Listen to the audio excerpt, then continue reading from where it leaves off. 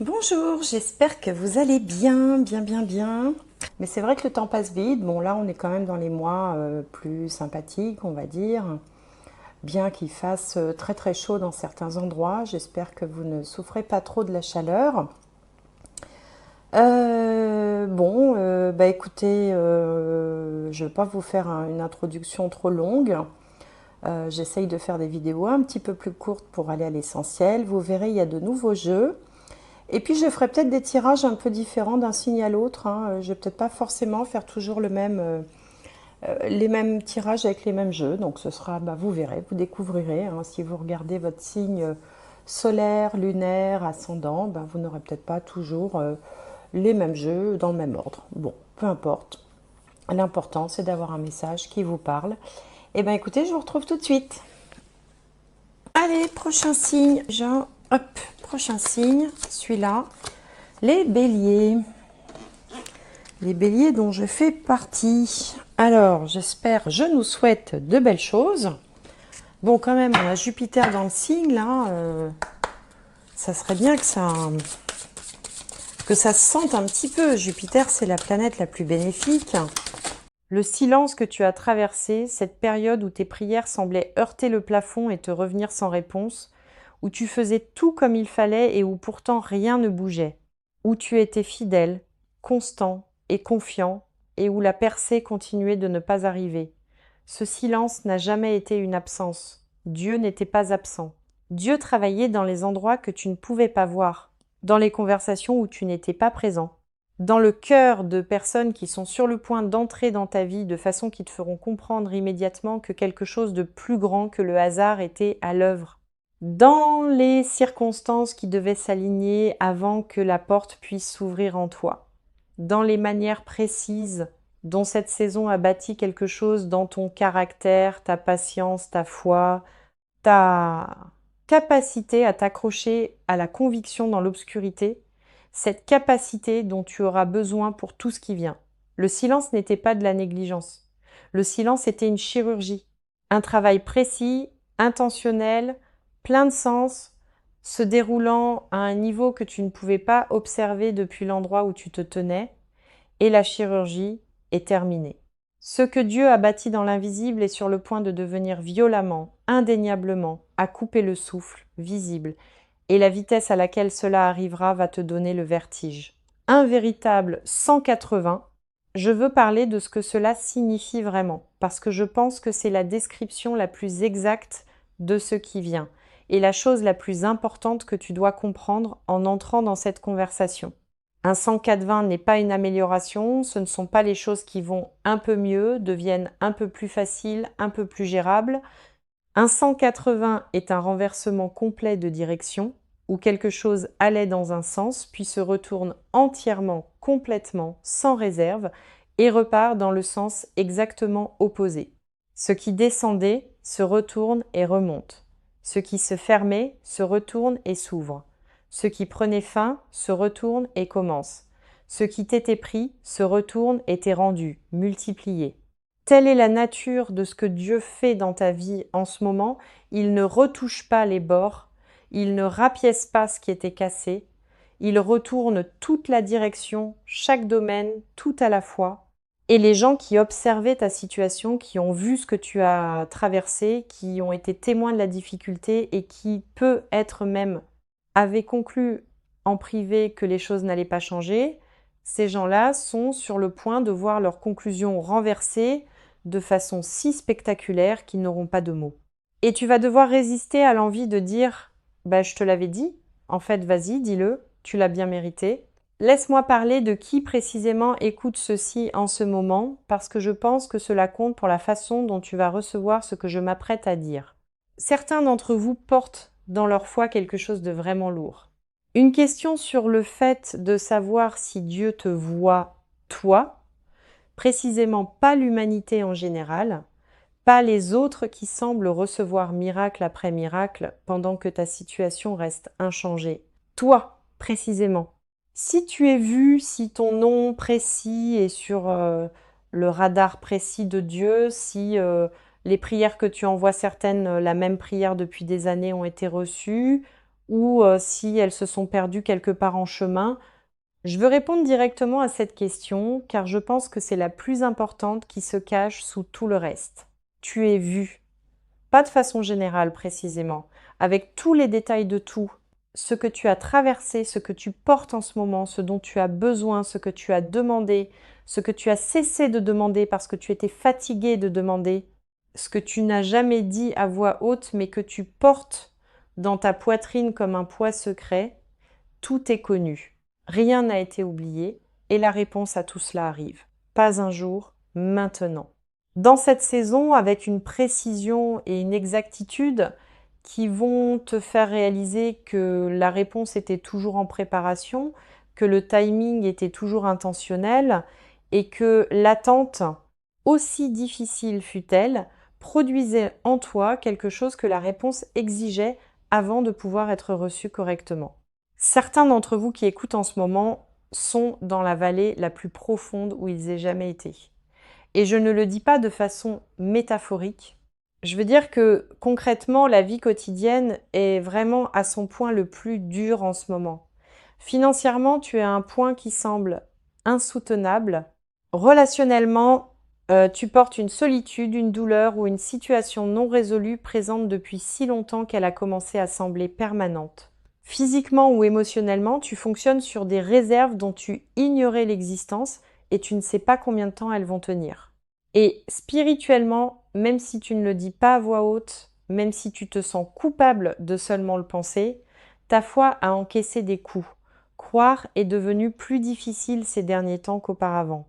La confiance a exigé plus d'efforts. Le Dieu que je connais est bon a dû être prononcé davantage comme une déclaration de volonté que comme l'expression d'un sentiment naturel. Je veux dire quelque chose à cette version de toi et je veux que tu l'entendes jusqu'au fond. La vallée est la preuve que la montagne arrive, non la preuve de l'absence de la montagne. Dans les Écritures, les vallées les plus profondes précèdent toujours les interventions divines les plus spectaculaires. La mer Rouge ne s'est pas ouverte tant que les Israélites n'étaient pas au bord de l'eau, sans issue devant ni derrière.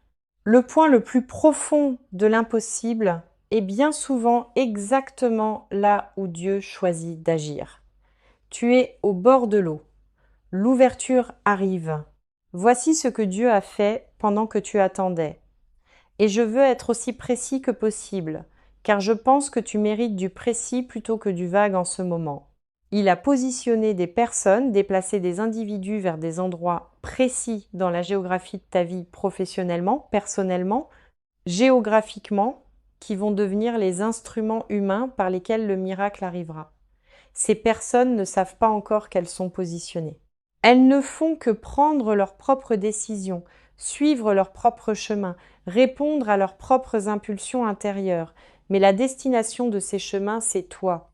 Une conversation avec toi, une offre pour toi, une connexion qui change ta situation précise d'une manière trop parfaitement synchronisée pour être autre chose qu'arrangée. Certains d'entre vous vont recevoir un appel téléphonique dans les jours à venir de la part de quelqu'un dont ils n'avaient pas eu de nouvelles depuis longtemps. Et cet appel va porter quelque chose, une information, une opportunité, une invitation, une réconciliation, quelque chose qui arrive par ce canal humain complètement inattendu, portant les empreintes de Dieu partout, même si la personne qui appelle n'a être aucune idée qu'elle sert de vecteur à quelque chose de miraculeux, il t'a préparé. La saison de l'attente, aussi douloureuse fut-elle, n'a pas été un simple entreposage passif. Elle a été un développement actif. La patience que tu as développée en attendant n'est pas seulement un joli trait de caractère. C'est la capacité opérationnelle précise requise pour gérer ce qui vient sans le perdre par impulsivité ou par peur. La foi que tu as bâtie, en priant sans voir de résultat, n'est pas seulement un muscle spirituel. C'est le fondement sur lequel le miracle se tient, car les miracles reçus par des personnes sans la foi pour les entretenir ont tendance à s'évaporer, défaits par le même doute qui rendait l'attente difficile. La résilience que tu as développée en portant ce que tu portes n'est pas seulement une compétence de survie, c'est la robustesse précise requise pour naviguer au nouveau niveau avec intégrité plutôt que d'en être submergé. Dieu ne perdait pas ton temps dans l'attente. Il bâtissait la version de toi capable de tenir le miracle sans le laisser tomber. Et il a fermé des portes. Certains d'entre vous ont vécu récemment des fermetures, des opportunités qui ne se sont pas concrétisées, des relations qui ont pris fin, des projets qui ont échoué et vous avez pleuré ces fermetures comme des pertes. Je veux vous offrir un recadrage que je crois exact. Une partie de ce qui s'est fermé l'a été volontairement, non pas de façon punitive, mais protectrice, parce que ce qui se trouvait derrière la porte A, celle qui s'est fermée, t'aurait éloigné de la porte B, celle derrière laquelle se trouve ton miracle. La redirection de Dieu ressemble souvent à une perte vue de face. Elle ne ressemble à une protection que vue de dos depuis le point de vue de celui qui est arrivé quelque part et qui peut retracer le chemin qu'il y a mené. Un jour, tu retraceras ton parcours et tu verras les portes fermées différemment. Tu comprendras que ce qui ressemblait à un nom de Dieu était Dieu disant « pas par là, par ici ». Et ce « par ici » est extraordinaire. Et je veux parcourir les domaines précis du 180, car je pense que tu as besoin de l'entendre décomposé plutôt que gardé au niveau du général. Dieu travaille dans les détails précis. Ces miracles ne sont pas de vagues améliorations. Ce sont des interventions précises, détailler cette personne précise dans cette situation précise qui porte sa signature. Non parce qu'elles sont surnaturelles au sens évident, mais parce que la précision et le timing dépassent ce que la planification humaine pourrait produire. Alors, laisse-moi parcourir ce à quoi ressemble le 104-20 dans chaque domaine de ta vie. Financièrement, le 104-20 ici va de la pénurie à la provision. Et je veux être claire sur ce que provision signifie en termes réels et concrets, car il ne s'agit pas de devenir riche dans l'abstrait. Il s'agit de la fermeture de l'écart précis entre ce que tu as et ce dont tu as besoin. La facture qui te causait le plus de stress trouvant une résolution inattendue. Le revenu insuffisant atteignant la suffisance par un canal que tu n'as pas conçu. La dette qui semblait un élément permanent de ta vie commençant à bouger d'une manière qui crée un véritable espoir plutôt que la gestion épuisante d'une chose que tu avais acceptée comme irréparable. Pour certains d'entre vous, le miracle financier ressemble à une offre d'emploi venant d'en dehors de ton domaine actuel, portant une rémunération qui réinitialise toute ta base financière. Pour certains, il ressemble à une entreprise ou à un projet parallèle franchissant un seuil de revenus qui le transforme de complémentaire à durable. Pour certains, c'est une somme complètement inattendue, arrivant par une source complètement inattendue, un règlement, un remboursement, un cadeau, un héritage, un contrat, un client qui répond aux besoins financiers le plus pressant d'une manière qui n'a pu qu'être orchestrée, quelle qu'en soit la forme précise, et Dieu sait quelle forme convient à ta situation précise, la direction financière s'inverse, de la direction du pas assez vers la direction du assez, de la direction du à peine géré vers la direction du réellement libre. Voilà le 180 financier et il est en mouvement en ce moment même. Certains d'entre vous croient en Dieu pour une percée financière depuis longtemps, des années peut être, et la foi requise pour continuer de croire à quelque chose que tu n'as pas vu depuis des années coûte vraiment cher. Je veux honorer ce coup avant de dire ce que je m'apprête à dire. Cela t'a coûté quelque chose de continuer à croire. La persévérance n'était pas gratuite. Et ce que je dis maintenant, c'est pas que le fait de croire a fini par fonctionner dans un sens mécanique, comme si tu avais accumulé assez de points de foi pour débloquer la percée. Ce que je dis, c'est que la percée arrivait toujours selon le calendrier de Dieu et que le fait de croire est ce qui t'a maintenu en position pour la recevoir quand elle arriverait. Tu es resté en position. Tu ne t'es pas détourné de la conviction, même quand t'en détourner aurait été tellement plus facile. Et rester en position signifiait que, lorsque le miracle financier est arrivé, il t'a trouvé là, prêt, la foi intacte. Voilà la beauté précise de ce qui est sur le point de se produire financièrement. Cela arrive à une personne qui a gagné le droit de le recevoir, non pas en étant parfaite, mais en n'abandonnant pas. Le 180 relationnel. Et sur celui-ci, je veux passer du vrai temps car pour beaucoup d'entre vous, c'est là que la plus grande douleur habite. La solitude qui a été ta compagne dans cette saison, que ce soit la solitude d'être réellement seul ou la solitude d'être entouré de gens qui ne te voient pas pleinement prend fin, Dieu envoie des gens, pas n'importe quels gens. Les bonnes personnes, celles spécifiquement choisies, divinement dirigées, cette personne à sa place dans ta vie, qui vont arriver et ressembler immédiatement à une prière exaucée, avant même que tu réalises pleinement que c'est ce qu'elles sont. Certains d'entre vous priez pour un type précis d'amitié, le genre profond, le genre je peux tout te dire, le genre où tu n'as pas à te traduire ni à jouer une version de toi-même pour que la relation fonctionne. Cette amitié arrive à travers une circonstance ordinaire qui ne s'annoncera pas comme le début de l'une des relations les plus importantes de ta vie. Elle ne s'annonce jamais de cette façon. Fais attention à la personne qui semble sans intérêt à la première rencontre et qui ensuite ne cesse d'apparaître. L'amitié que Dieu envoie vient parfois discrètement avant de venir pleinement. Le 180 amoureux. Et je veux l'aborder spécifiquement car je sais que pour certains d'entre vous, c'est le domaine le plus long, le plus douloureux, celui qui a le plus mis ta foi à l'épreuve dans l'attente.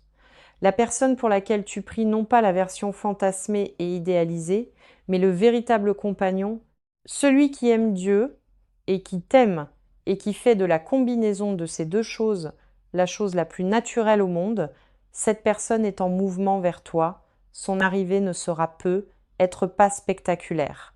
Elle ne ressemblera peu, être pas à ce que tu avais imaginé.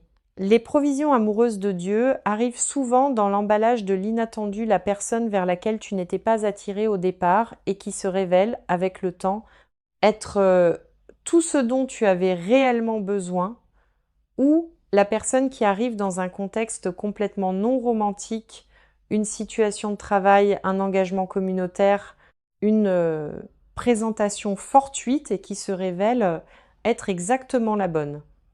Garde tes attentes ouvertes plutôt qu'étroites. Le miracle dans ce domaine arrive, mais il peut venir sous une forme que tu ne guettais pas. Reste ouvert à l'emballage inattendu. Pour ceux d'entre vous qui sont dans un mariage ou une relation soumise à une forte tension, le 180 relationnel ici ressemble à une restauration, non pas la restauration de quelque chose qui n'a jamais été juste au départ. La restauration de Dieu ne consiste pas à forcer quelque chose de fondamentalement mal aligné. Mais pour ceux d'entre vous qui sont dans quelque chose qui était réellement bon avant que les saisons difficiles ne fassent leur œuvre, avant que la communication ne se brise, avant que la distance ne grandisse comme grandit, la distance dans les relations sous stress prolongé, la restauration est disponible. Une conversation arrive qui déplace quelque chose.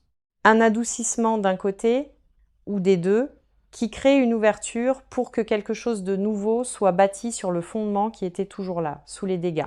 Si tu pries pour ton mariage, pour ta relation, pour que la personne que tu aimes retrouve son chemin vers toi ou vers la meilleure version d'elle-même, continue de prier, la réponse à cette prière est plus proche que le silence ne l'a laissé croire. Le miracle de la santé. Et je l'inclus spécifiquement car, pour certains d'entre vous, c'est la catégorie la plus urgente et celle où la peur est la plus profonde. Le miracle de Dieu dans ce domaine prend différentes formes. Parfois, c'est une guérison physique directe qui défie le pronostic médical. Parfois, c'est l'arrivée du bon médecin, du bon diagnostic, du bon traitement, de la bonne information au moment exact, d'une manière qui semble trop précisément synchronisée pour être accidentelle. Parfois, c'est la guérison du poids émotionnel et spirituel qui se manifestait physiquement, l'anxiété chronique qui se lève, parce que les circonstances qui la généraient changent, le corps enfin autorisé à guérir parce que la source du stress prolongé est enfin résolue. Quelle que soit la forme que prend le miracle de la santé dans ta situation précise, et Dieu connaît ton corps et ta situation avec une précision qu'aucun médecin ni aucun algorithme ne peut égaler, le mouvement va vers la restauration, vers la plénitude, vers la pleine santé qui est son intention originelle pour toi. Le miracle de la vocation. Et c'est celui que je veux aborder pour ceux d'entre vous qui se sentent perdus en matière de direction, qui font ce qui était disponible plutôt que ce pourquoi ils ont été créés, qui ont depuis longtemps le sentiment qu'il y a quelque chose de précis qu'ils sont censés faire de leur vie et la frustration de ne pas encore y être a était une douleur quotidienne d'un genre particulier, le chemin vers la vocation se clarifie dans cette saison. L'opportunité qui aligne ce en quoi tu es doué avec ce qui te passionne, avec ce dont le monde a réellement besoin, cet alignement entre en focus. Une porte s'ouvre dans la direction de ce pourquoi tu as réellement été créé. Cela peut exiger un pas de foi, l'abandon de quelque chose de sûr, un oui à quelque chose d'incertain, une décision qui de l'extérieur ressemble à un risque, mais qui, de l'intérieur, ressemble à répondre enfin à un appel qui venait depuis longtemps quand cette porte apparaît dans cette saison, et elle apparaît franchie là. Le Dieu qui l'a ouverte se tient de l'autre côté. Et, âme précieuse, je veux que celui-ci compte, car te positionner pour recevoir ce que Dieu envoie n'est pas passif. C'est la chose la plus active, la plus intentionnelle et la plus exigeante en foi que tu feras dans cette saison. Alors laisse-moi être direct sur ce à quoi cela ressemble réellement. La première chose, et c'est la chose fondamentale sur laquelle tout le reste repose, lâche le résultat. Je sais que cela paraît contre-intuitif dans une conversation qui parle d'attendre des miracles, mais voici ce que je veux dire. Lâcher, cela veut dire cesser de t'accrocher désespérément à la forme précise que le miracle doit prendre pour que tu l'acceptes comme réponse. Cesse d'exiger que le miracle financier vienne par la porte précise que tu guettes. Cesse d'exiger que le miracle relationnel arrive portant le visage que tu imaginais. Cesse d'exiger que la percée professionnelle se produise selon le calendrier fixé par ton impatience. Lâche la forme. Fie-toi à la substance. La substance, la provision financière, la restauration relationnelle, l'alignement professionnel, la restauration de la santé, la vie pleine de sens, voilà ce que Dieu a promis. La forme relève de sa latitude créative, et sa créativité dans la manière dont il tient ses promesses dépasse si souvent ce que ton imagination aurait pu produire, qu'insister sur la forme que tu avais en tête aurait en réalité été une limitation. Lâche la forme. La version de Dieu est meilleure. La deuxième chose, avance dans la foi avant que le miracle ne soit pleinement visible. C'est le principe du premier pas. La mer Rouge ne s'est pas ouverte avant que Moïse ne lève son bâton. Elle s'est ouverte tandis que Moïse avançait vers elle dans l'obéissance. Le miracle exige souvent que ta foi s'exprime en action avant de se matérialiser pleinement. Pour certains d'entre vous, cela signifie faire la demande avant de te sentir qualifié. Envoyer le message avant de savoir comment il sera reçu. Avoir la conversation avant de savoir comment elle finira. Faire l'investissement avant d'avoir la certitude du retour. Commencer la chose avant d'avoir toutes les ressources qu'elle finira par exiger. L'acte de foi, le mouvement vers le miracle avant que le miracle ne soit certain, est souvent la condition précise qui le libère. Dieu honore le pas, fait le pas. La troisième chose, c'est le pardon, et je veux l'aborder spécifiquement, car je crois que c'est l'un des obstacles les plus importants qui se dressent entre certains d'entre vous et la pleine expérience du 180. Non pas le pardon comme sentiment, tu ne te sens peu être pas prêt à pardonner, et c'est réel et valable. Le pardon comme décision, une décision consciente, volontaire, c'est ce que je choisis, de libérer la personne ou la situation précise qui t'a blessé de la dette que tu estimes qu'elle te doit. Non parce qu'elle le mérite, mais parce que toi tu mérites d'être libre du poids de le porter. Le manque de pardon est un poids, et le poids ralentit le 180. Certains d'entre vous portent quelque chose depuis si longtemps, une trahison, un abandon, une blessure précise, infligée par une personne précise que c'est devenu porteur dans ton identité, une partie de la façon dont tu te comprends toi-même. Et le lâcher donne l'impression de perdre quelque chose plutôt que de gagner quelque chose. Mais la liberté de l'autre côté de ce lâcher-prise est l'un des miracles les plus importants qui te soit accessible. Et il ne coûte rien d'autre que la volonté de laisser aller. Laisse aller.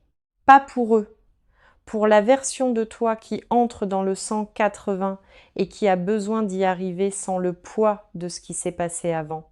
La quatrième chose, entoure-toi différemment dans cette saison.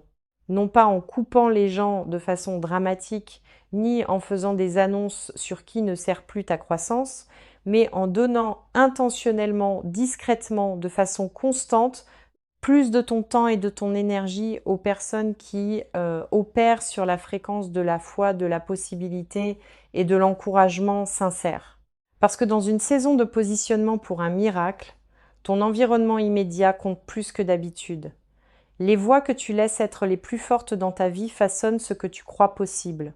Et ce que tu crois possible façonne ce vers quoi tu tends. Et ce vers quoi tu tends détermine ce que tu reçois.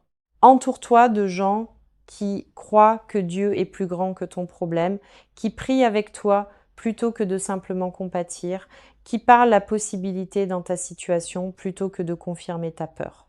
Ces gens ne sont pas naïfs. Ils sont positionnés et leur positionnement est contagieux, dans le meilleur sens possible.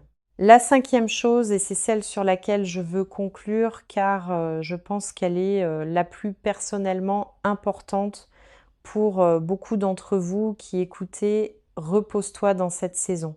Non pas te reposer au sens de cesser d'avancer, cesser de bâtir, cesser de prier, cesser de poursuivre. Te reposer au sens de cesser de te débattre, cesser de t'acharner contre les portes fermées, cesser de t'épuiser à vouloir forcer ce qui n'est pas prêt à s'ouvrir et de manquer ce qui est prêt parce que toute ton énergie est dirigée vers ce qui est encore fermé.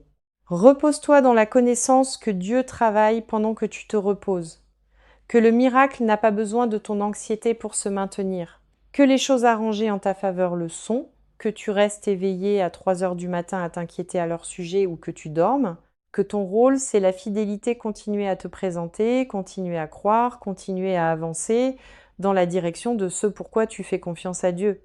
Et le rôle de Dieu, c'est le miracle. Et il est meilleur à son travail que tu ne l'es à essayer de le faire à sa place.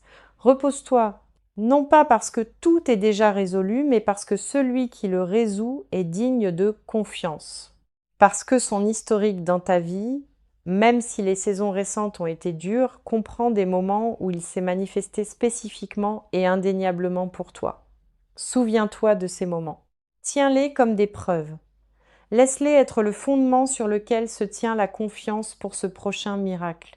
Le 104-20 est en train de se produire, pas métaphoriquement, pas un jour, maintenant en temps réel dans ta vraie vie. Dieu travaille dans l'invisible. Et ce qu'il y a bâti est sur le point d'émerger dans le visible avec une force, une précision et une beauté qui vont te laisser sans mots pour le décrire aux gens qui te demanderont ce qui t'est arrivé. Et quand ils demanderont, quand ils verront le changement financier, la restauration relationnelle, l'élévation professionnelle, le renouveau de la santé, l'alignement plein de sens, et qu'ils demanderont comment et quand, et ce qui a changé, la réponse sera simple, tu n'as pas abandonné, tu as continué à croire. Et Dieu a tenu sa parole, parce qu'il le fait toujours, parce qu'il l'a toujours fait, parce qu'il le fera toujours. Le 180 est à toi. Entre-y. Si cela a atteint quelque chose de réel en toi aujourd'hui, si quelque chose a changé dans ta foi, dans ton attente, dans ta volonté de croire que Dieu est à l'œuvre même dans le silence, écris-le. Dieu est à l'œuvre dans les commentaires maintenant. Déclare-le, car la déclaration au milieu de l'attente est l'un des actes de foi les plus puissants qui te soient accessibles et cela compte plus que tu ne le sais. Et dis-moi, quel est le miracle précis pour lequel tu crois en Dieu en ce moment? Non pas la version vague, la version précise. Mets-le dans les commentaires. Dis-le à voix haute dans cet espace, car il y a quelque chose de puissant à nommer publiquement ce pourquoi tu fais confiance à Dieu. Et ton miracle précis pourrait être exactement la foi dont quelqu'un d'autre qui écoute a besoin pour croire pour le sien. Si tu découvres cette chaîne, abonne-toi maintenant. De vraies conversations, une vraie foi, un vrai encouragement pour de vraies personnes traversant de vraies saisons